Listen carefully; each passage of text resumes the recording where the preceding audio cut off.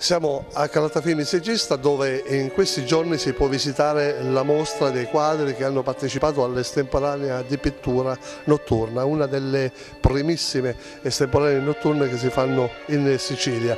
Una estemporanea molto interessante da vedere, in quanto i pittori che praticamente hanno partecipato sono di altissimo livello e hanno realizzato delle opere veramente molto belle. Ecco, adesso ne parliamo con l'assessore Rosario Vivona, che oltre a parlare di questa mostra parlerà anche di Giorno 18, un evento che si sta preparando alla grande, anche perché è una tradizione che si rinnova, una tradizione alla grande che sicuramente vedrà un Calatafimi pieno così.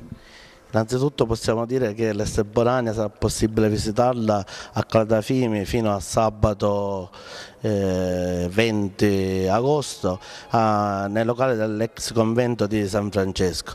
Una serie di opere uniche in concorso con risultati veramente strabilianti.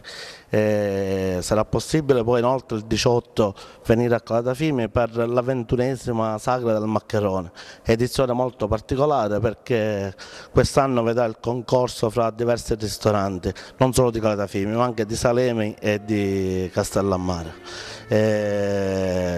La sagra sarà il 18 dalle ore 20, oltre alla sagra del Maccherone ci sarà la possibilità di vedere una sfilata di carretti siciliani, una mostra d'auto d'epoca e un'estemporanea d'arte organizzata dall'Associazione Libera con il tema della legalità.